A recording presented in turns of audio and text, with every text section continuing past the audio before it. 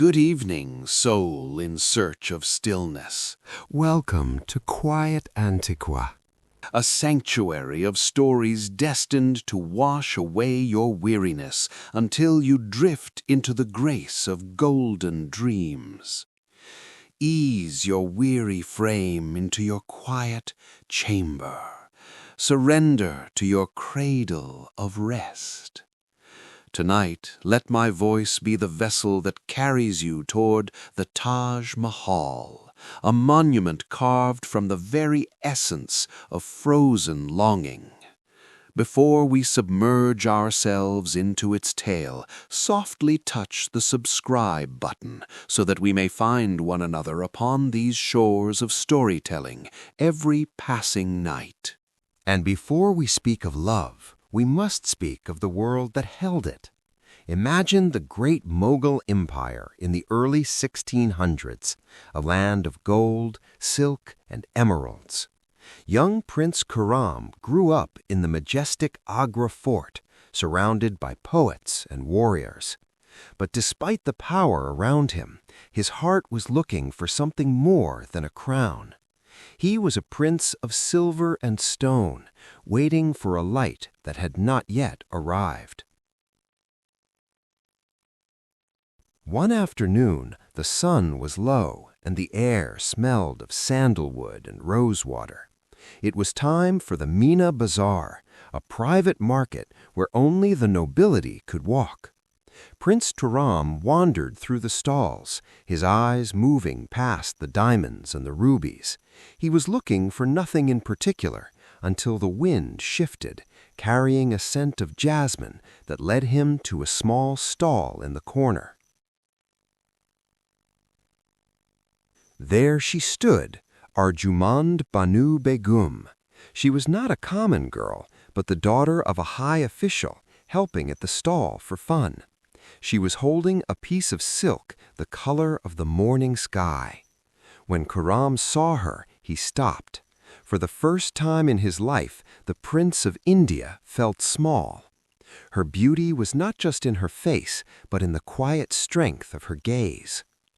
To talk to her, the prince picked up a piece of glass and asked the price.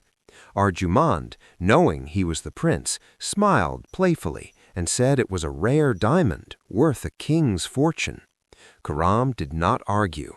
He paid the immense price without a second thought. In that moment, he wasn't buying a stone, he was buying a few more minutes in her presence. After that day, the bazaar was no longer enough. They began to meet in the palace gardens, away from the eyes of the court. They walked among the fountains, speaking of things that had nothing to do with empires.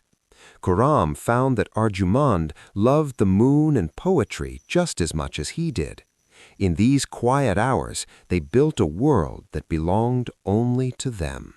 Khurram went to his father, Emperor Jahangir, and told him he had found the person he wanted to spend his life with. The emperor saw the change in his son, the way his eyes brightened when her name was mentioned. He gave his blessing, but there was a catch. The astrologers said they must wait for the perfect stars, a wait that would last 5 long years. Those 5 years were a test of the heart. Khurram was sent on missions and wars, but his mind never left Agra. He wrote poems on small scrolls and sent them back to her. Arjumand waited patiently, refusing to listen to any other offers. Their love was like a seed buried deep in the earth, growing stronger in the dark, waiting for the spring to arrive. Finally, the year 1612 arrived. The city of Agra was decorated with millions of lights. The air was filled with the sound of flutes and drums. As Khurram placed the ring on Arjumand's finger, he gave her the title that would echo through history, Mumtaz Mahal. The palace felt alive again, not because of the gold, but because of the genuine happiness of 2 people who had waited so long to be one. On their first night as husband and wife, they sat by the Yamuna River. The water was like a silver path under the moon. Shah Jahan promised that his empire would be her empire, and his heart would be her sanctuary. They didn't know then that they would change the world, but they knew that as long as they had each other, the world was already perfect. This was the beginning of a legendary bond, a bond that was not built on power, but on friendship and deep respect. As we leave them here, on the first step of their long journey, the air is calm and the stars are watching. Their story is just starting to unfold, like a flower opening its petals in the dawn. After their marriage, Shah Jahan did something no other Mughal emperor had done. He gave Mumtaz Mahal the supreme title of Malika-i-Zaman, the Queen of the Age. But history shows us it wasn't just a title of honor. He handed her the Mur-Uzuk, the imperial seal. This meant that no law, no royal decree, and no order could be official without her final approval. Their love was a partnership of power, where the emperor's hand was guided by the queen's heart. In the grand halls of the Diwan-i-Am, Shah Jahan sat on the peacock throne, but Mumtaz was never far. Historical records tell us she was his most trusted political advisor. While other kings consulted generals, Shah Jahan sought the quiet wisdom of his wife. She had a psychological brilliance, helping him distinguish between a true friend and a hidden enemy. Her influence was like a cool breeze in a room full of heated ambitions.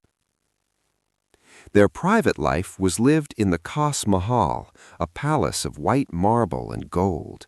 It is said they spent their mornings in the gardens, watching the lotus flowers open with the sun. They didn't just share a bed, they shared a vision of beauty. Shah Jahan began to see architecture through Mumtaz's eyes, seeing how white stone could hold the light. These quiet mornings were the true foundation of the empire's peace, rooted in the harmony of two souls. History remembers Mumtaz Mahal not just for her beauty, but for her immense compassion. She used her personal wealth to provide for orphans and widows. She frequently petitioned the emperor to show mercy to prisoners and those in debt. This was the reality of their bond. She was the conscience of the king. Because of her, Shah Jahan became known as a ruler who was as just as he was powerful, a balance found in the warmth of their shared values. It was rare for a Mughal emperor to be devoted to only one woman, but Shah Jahan's heart was a closed room. Chroniclers of the time noted that although he had other political marriages, his intimacy and time belonged solely to Mumtaz. This was a historical rarity, a king who found everything he needed in one person. To him, she was not just a queen among many, but the only sun in his vast sky. Together, they raised children who would one day shape the fate of India. Mumtaz was a mother who instilled a love for art and learning in her sons and daughters. Shah Jahan watched her with pride as she balanced the weight of the crown with the tenderness of motherhood. Their family was a microcosm of their reign, structured by the king, but softened and given life by the queen. In the heat of the Indian summer, they would move to the cool pavilions by the river Yamuna. They would watch the moon's reflection ripple on the water, the same water that would one day mirror her tomb. These were real moments recorded by travelers of that time. They would speak of the future, unaware that history would remember their whispers long after their palaces had turned to dust. Shah Jahan and Mumtaz were both patrons of the arts. They spent hours looking at miniature paintings and listening to the finest musicians of the court. Mumtaz had a keen eye for detail, often suggesting designs for the jewelry and fabrics that became famous throughout the world. Their love was expressed through the creation of beauty, a shared language that moved beyond words into the realm of the eternal. Whenever the emperor moved his court, Mumtaz moved with him in a golden palanquin carried by an elephant. This was not just for show, it was because Shah Jahan could not bear to be without her council for even a few days. The people of the empire saw them as a single unit, the sun and the moon traveling together. This visibility of their love made the people feel secure, as if the empire itself was held together by their bond. As the second hour of their reign comes to a close, we see an empire at its peak. There was plenty in the markets, peace in the lands, and joy in the palace. It was a time of perfect harmony, a moment in history where love and power were in balance. But as the sun sets on this golden era, the winds are beginning to change, leading them toward a destiny they never expected. History records that Mumtaz Mahal was not a queen who waited at home for news of victory. She traveled with Shah Jahan on his long military campaigns, even to the rugged Deccan Plateau. She swapped her silk-lined rooms for heavy canvas tents. She believed that a wife's place was wherever her husband's heart needed peace. In the heat of the war, her presence was the only thing that made the camp feel like a home. While the sound of drums and clashing swords echoed outside, inside the royal tent, Mumtaz provided a sanctuary of silence. Shah Jahan often returned from the battlefield exhausted and stressed. It was Mumtaz who would listen to his worries and offer a perspective that no general could give. She wasn't just his wife, she was his psychological anchor, keeping his mind steady when the world was in chaos. Chroniclers of the Mughal court suggest that Mumtaz was deeply involved in the logistics of the empire, even during war. By the light of a flickering lamp, she and the emperor would look over maps and reports. Her intelligence was sharp, and her advice was often laced with mercy. She reminded the king that the goal of power was not just to conquer land, but to win the hearts of the people who lived upon it. Traveling with a Mughal army was a grueling task, involving thousands of soldiers and animals moving through difficult terrain. Mumtaz never complained about the dust of the road or the scorching sun. She chose to share the hardships of the journey because she knew that her absence would be a greater burden for Shah Jahan than the war itself. Their love was forged in the fire of these shared struggles. Even in the middle of a campaign, they maintained their rituals of togetherness. They would share simple meals under the stars, away from the formalities of the Agra court. In these moments, they were just Khurram and Arjumand again, the two teenagers who fell in love in a bazaar years ago. These private hours in the wild kept their bond pure and far away from the corruption of power. Mumtaz was known to care for the families of the soldiers who fell in battle. She established funds to ensure that the widows and orphans were not forgotten. This kindness made the soldiers fiercely loyal to the emperor, for they knew their queen watched over them like a mother. Her compassion was a strategic strength, building a foundation of love that held the military together. Even in the military camp, Mumtaz kept the Mur-Uzuk, the royal seal, safely with her. This meant that the administration of the vast empire continued from a tent. Every order sent back to the capital carried her silent approval. This trust showed the world that Shah Jahan considered his wife's judgment to be as solid as any fortress wall, even in the heat of uncertainty. There were nights when the emperor had to make difficult decisions of life and death. During these times, Mumtaz wouldn't always speak. Sometimes she would just sit with him in silence. History tells us that her presence alone was enough to give him the courage he needed.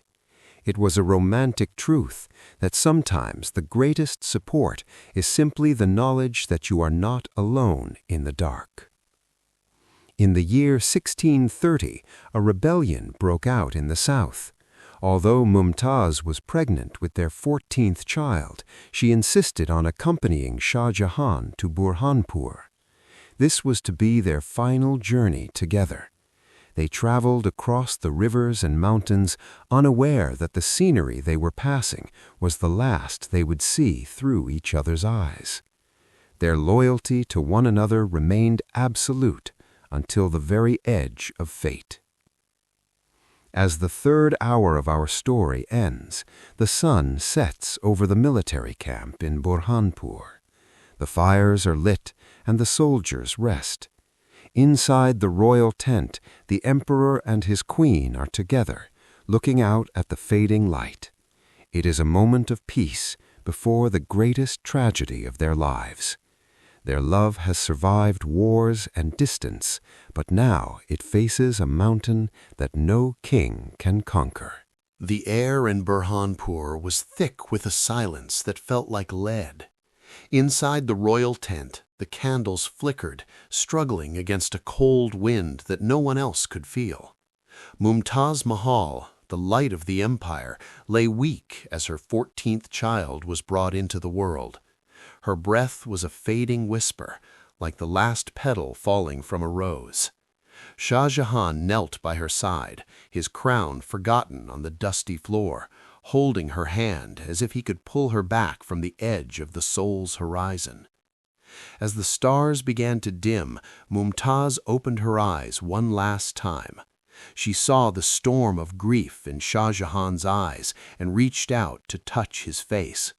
With a voice as soft as silk, she asked for 4 promises: that he provide for their children, that he never marry again, that he be kind to her tomb, and that he build a monument so beautiful that the world would always remember their union. Each word was a seed of a future masterpiece, sown in the soil of a breaking heart. In that moment, the string of destiny snapped. Mumtaz Mahal took her final breath, and the world for Shah Jahan went dark.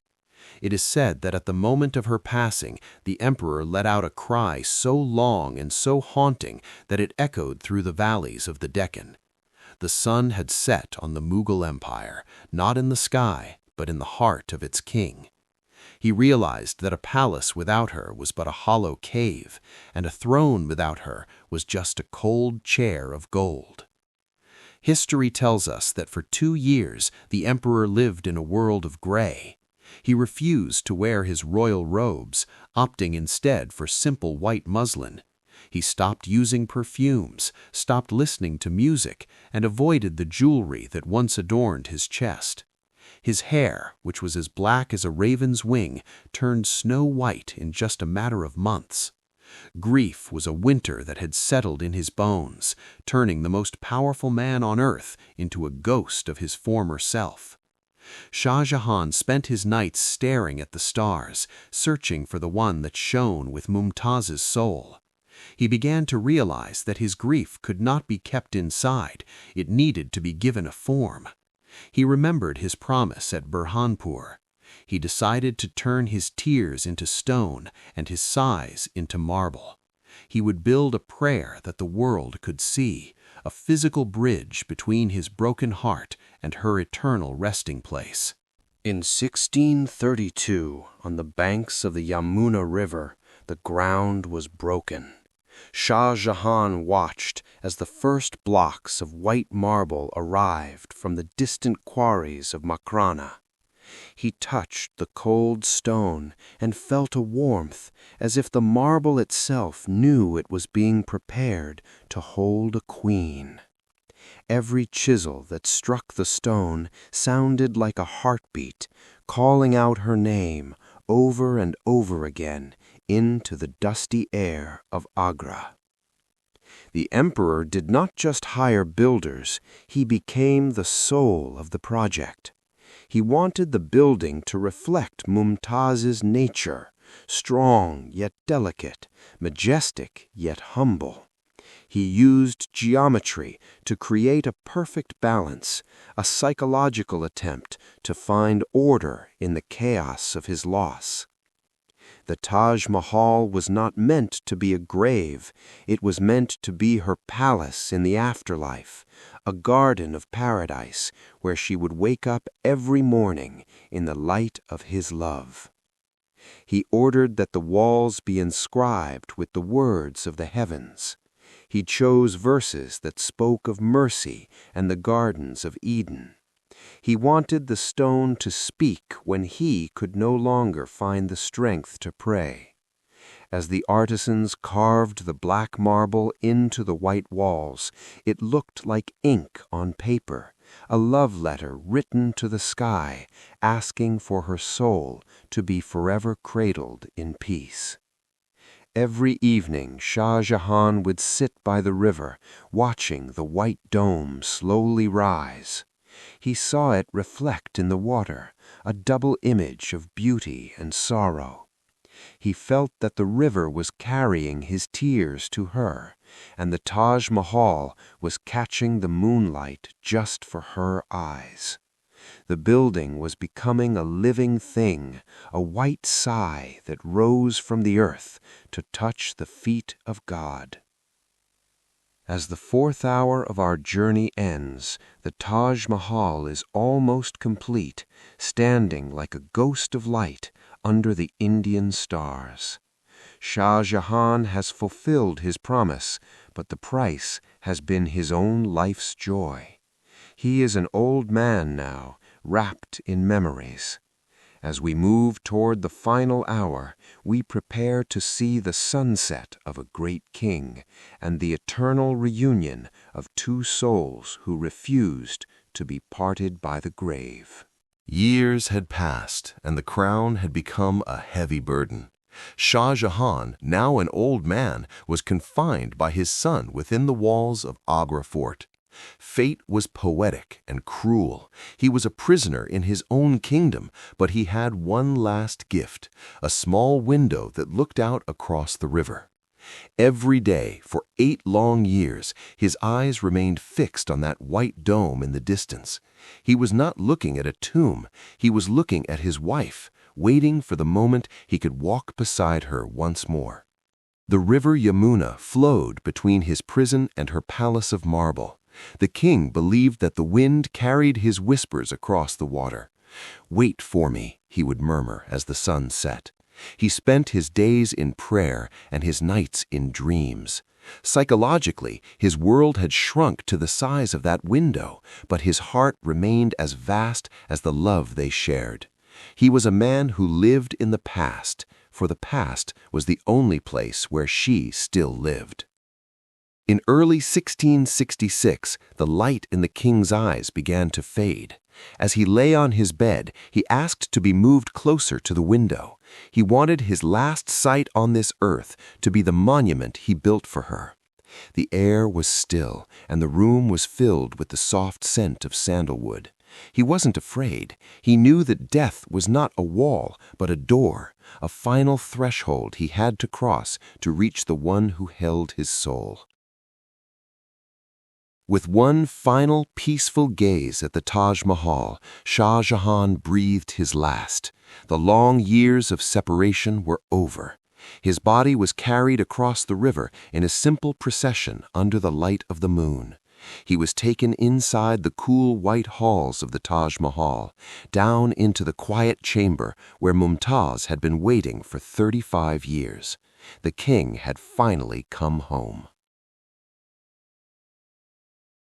Inside the monument, everything is perfectly balanced, except for one thing. Shah Jahan's tomb was placed beside hers, slightly to the side. In this world of perfect geometry, he is the only whisper of asymmetry. It is a beautiful historical truth, a husband resting forever at the side of his beloved, as if leaning in to whisper one last secret. Their union was finally sealed in stone, a love that even time could not erase. Now, as the stars watch over Agra, the Taj Mahal stands in total silence. The white stone catches the light of the universe, glowing for no one but them. There is no more pain, no more war, and no more distance. only the sound of the river and the eternal peace of two souls who became one. They have taught the world that a promise made in love is the strongest force on earth. Our story has reached its end, but its peace is just beginning to wrap around you. Like the king and queen who found their rest, it is now time for you to let go. The world outside is far away. The history of their love is now a soft blanket, keeping you warm and safe. There are no more words to hear, only the quiet rhythm of your own heart. Breathe in the scent of the night jasmine. Breathe out the weight of the day. You are in the garden of the Taj Mahal now, where the water is still and the air is kind. Let your thoughts float away like petals on the river Yamuna, farther and farther until they disappear into the dark, leaving you in perfect golden silence. The king is at rest, the queen is at peace, and you too are invited to sleep. May your dreams be as beautiful as the white marble under the moon.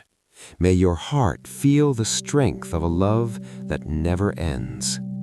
Close your eyes now, very slowly, and let the darkness be your friend. Good night. Sleep well. Sleep deep.